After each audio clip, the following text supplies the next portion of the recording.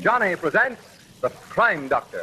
Here comes Johnny, ladies and gentlemen, in his red coat and brass buttons. Johnny, stepping out of store windows and counters all over America to introduce the Crime Doctor program to all you people at home, as well as our men and women in service, wherever this program reaches them.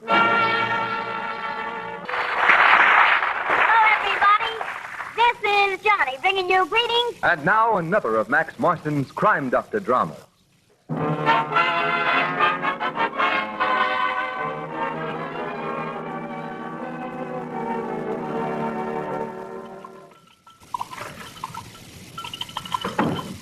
What are you doing, Jean? Mixing Mr. Albertson's medicine. I heard him come in. Yeah, I just brought him back.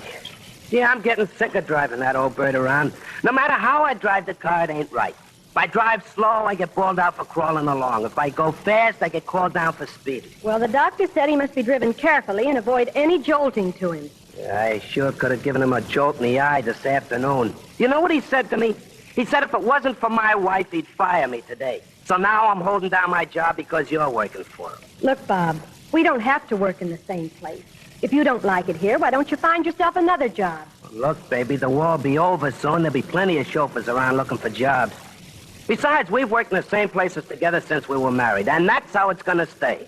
Jean? Yes, sir, I'll be right in. Calling for his medicine. I've got to go.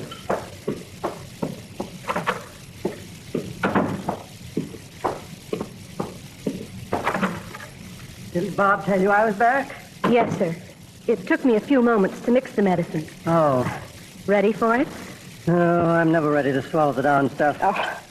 Oh, come on now. You know you've got to take it. Here. Oh, well. Oh. You should be used to it by now. You try taking it for a year. Oof. Doesn't get any better with time. I'm wondering, too, if it really is doing me any good. Well, you haven't had an attack in nearly a month now. Jean, I've been waiting to ask you something, Jean. I don't think Bob's very happy here. I'm sure he's not good for me. His driving makes me nervous. I was wondering if I decided to let him go, would you feel that you had to leave with him? No, sir. I like it here. Thank you, Jean. I'm very pleased to hear that.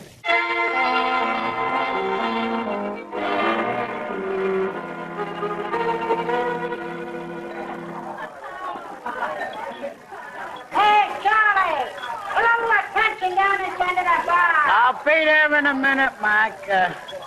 You were saying, Bob? Yeah, like I was saying, Charlie, you can't depend on women. There's no loyalty among them. Now, you take my wife. Oh, your wife, so that's what's the matter, huh? You know what she's done? Now, what? She lets the boss fire me, and she goes right on working for him. She ain't even unhappy about it. Oh, gee, Bob, that's tough. Give me another drink, huh? Make it a double one. No, drinking ain't gonna bring your wife back, Bob. You know, if she was my wife, I'd go there and get her if I had to drag her out by the hair. Yeah. Hey, that's right. That's just what I'm gonna do. Drag her out by the hair.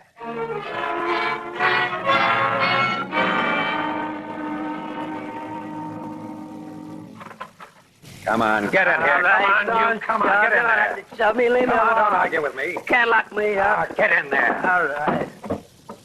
What's the matter, Riley? Drunk and disorderly. Sergeant, this is an outrage. A man's got a right to go see his own wife without having the door slammed in his face. That's what she's done. I mean, that's just what she does. What did he do? Threw a brick through the window when she wouldn't let him in. What's your name, mister? What do you want to know for? I'm signing you in for the night.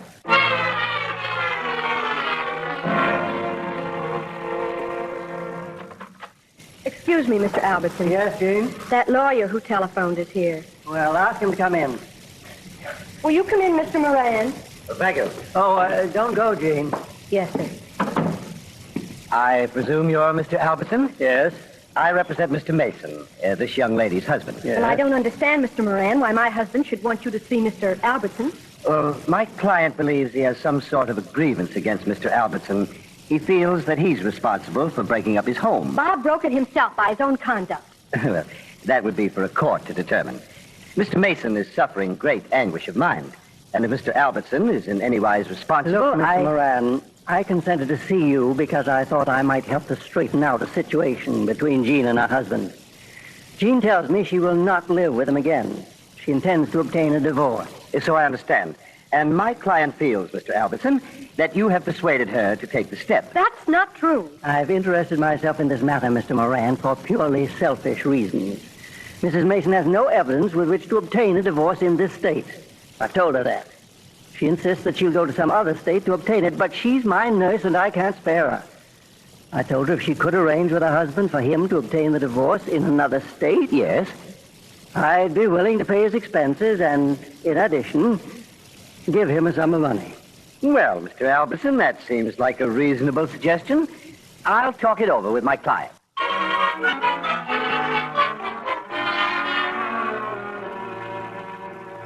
$3,000.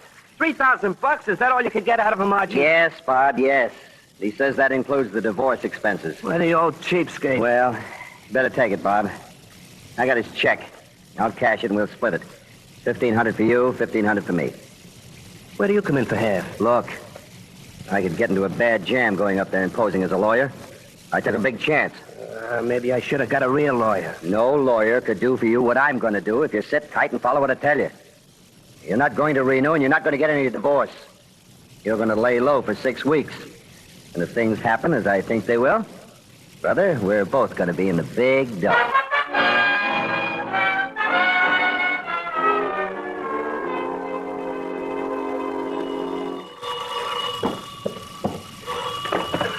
Yes? I just thought I'd phone you and let you know I'm leaving for Reno tonight. I'll be back in 6 weeks with a decree.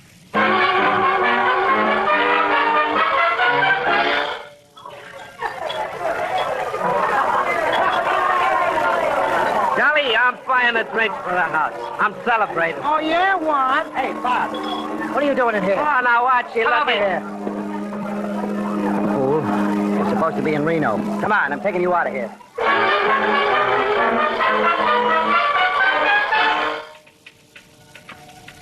Proceedings started.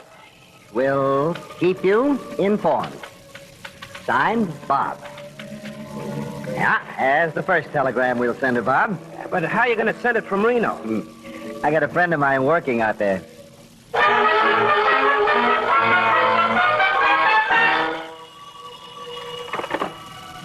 Yes? I'm back from Reno, Jean. I suppose you'll be glad to hear I've got the divorce. Thank you, Bob. It was nice of you to phone me. What are your plans? Oh, I've got my plans. Don't worry about me. Goodbye. Who was it, Jean? Bob called me. He's back from Reno. He got the divorce. I'm free. I'm glad to hear it, my dear. Now I feel free to speak to you. Yes? I've grown very fond of you, Jean. I know I'm much older than you, but I hope you've grown to like me a little. I like you a lot, Mr. Albertson. I'd like to feel that we could be together always. Do you think you care enough for me to be my wife?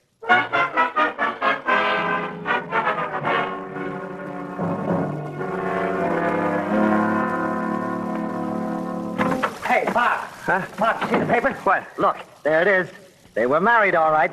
I told you they'd do it. They didn't waste any time. Oh. Hey, where's that phony divorce decree you took up to show her? Oh, I got it. Well, let me have it. Oh, I'm going to tear it up right here and now fling the pieces out the window. Oh, boy, are we sitting pretty.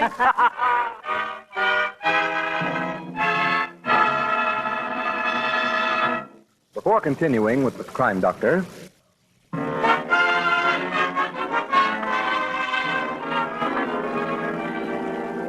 we now continue with the Crime Doctor. Come in. There's a man to see you, Mrs. Albertson. Who is it, Mary? Mr. Moran.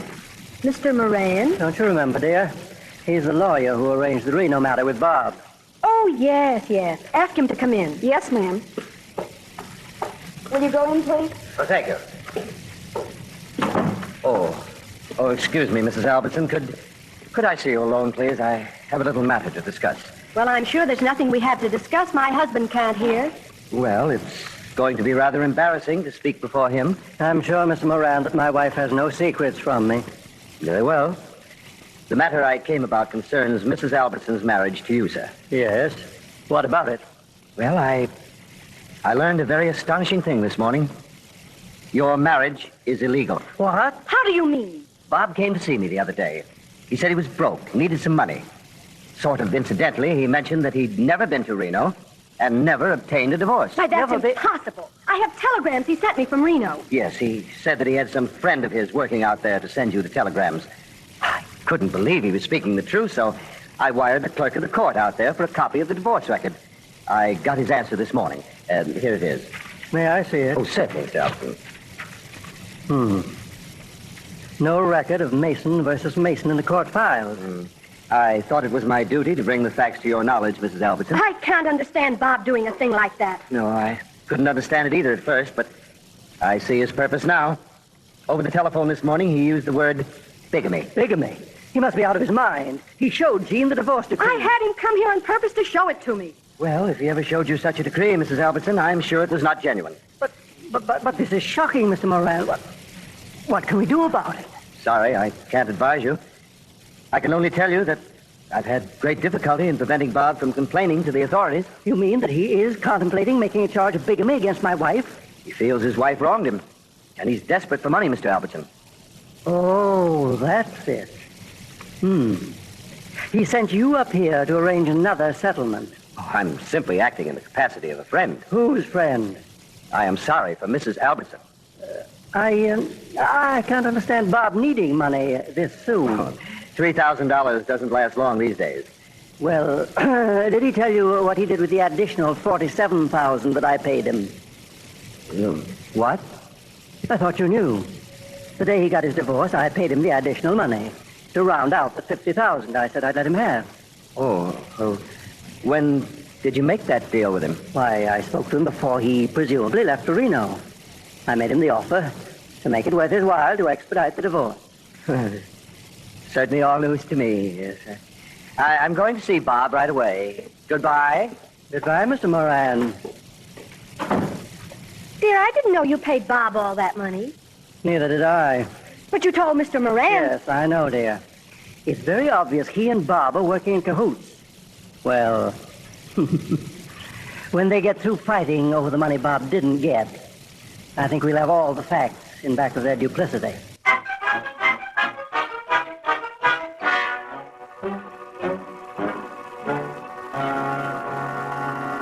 Now, look, put away that gun, Arch. Put that gun away. I tell you, the guy's a liar. I never got no 47 grand from You him. gonna pay me my half share or not? How many times must I tell you? All I got was the dough you brought me. How many times must I tell you? You're a liar. Why would I double-cross To you? chip me out of my share. Now, for the last time, are you gonna pay me or not? Now, look, Arch. Yes or no? I'm trying to tell Yes or no? I can't pay you what I...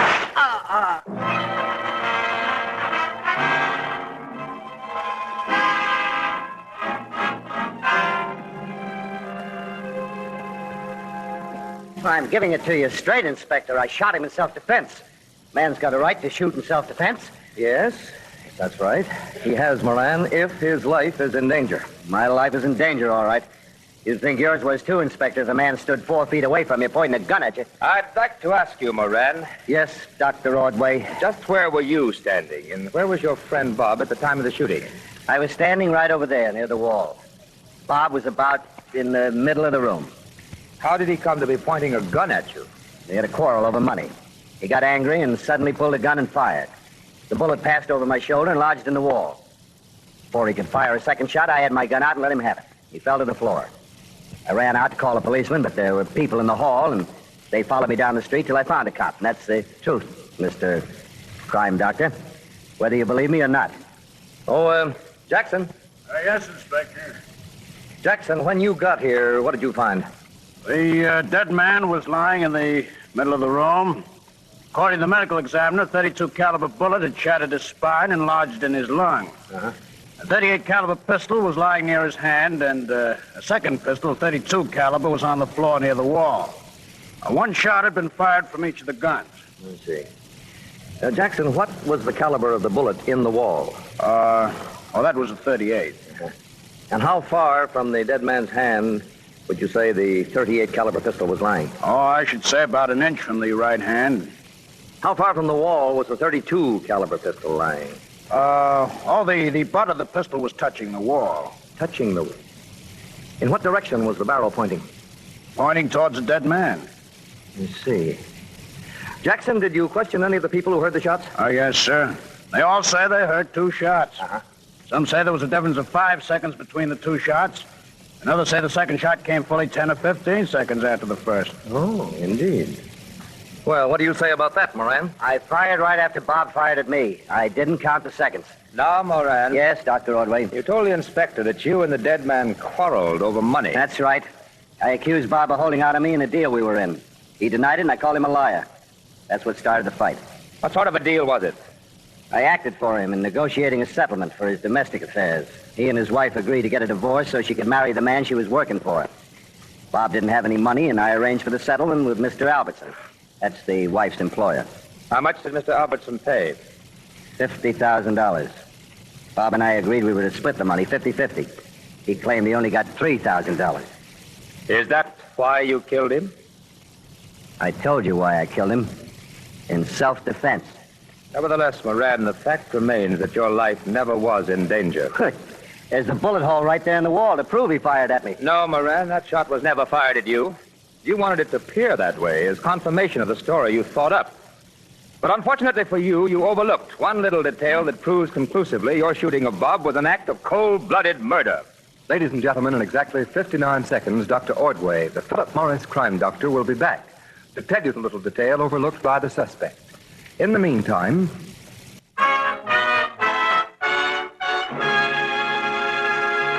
we now return you to Dr. Ordway, the Philip Morris crime doctor. Well, now, Dr. Ordway, you mentioned a little detail that was overlooked by this suspect, Archie Moran. Yes, Inspector. He made a fatal mistake in telling how the murdered man was killed. The facts contradict the story told by this suspect. The facts are just as I told them, Dr. Ordway. In order to fire at you, Bob would have had to stand facing you. Well, who said he wasn't facing me? He couldn't have been, Moran, because the bullet that killed him shattered his spine and lodged in his lung. That means the bullet entered his back. After you killed him, you heard people in the hallway, so you got Bob's gun and fired a shot into the wall. I don't care what you say, Dr. Hold it, Moran. Hold it, will you? I want to... told me to go right in. I'm Mrs. Albertson. Oh, yes. Yes, come right in, Mrs. Albertson.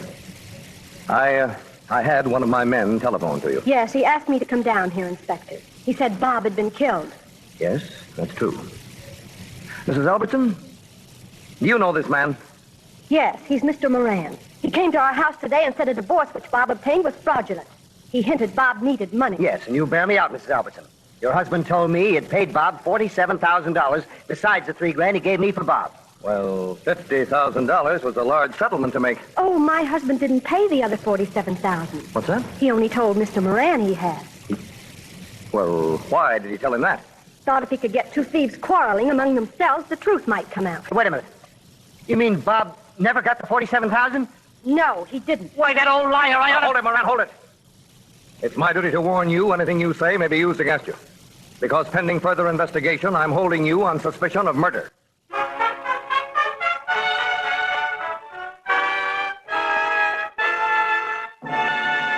This is Johnny again. Thousands of store windows and counting. I'll be waiting for you. Bye, Johnny. We'll be seeing you in the windows and on the counters during the week and hearing you over this same station next Sunday at this same time. Be sure to tune in next week for another of Max Marston's thrilling crime doctor dramas. All names and characters used on this program are fictitious, and any similarity to persons living or dead is purely coincidental. Join us again next week at this time for the Crime Doctor. This is Ken Roberts saying good night. This is CBS, the Columbia Broadcasting System.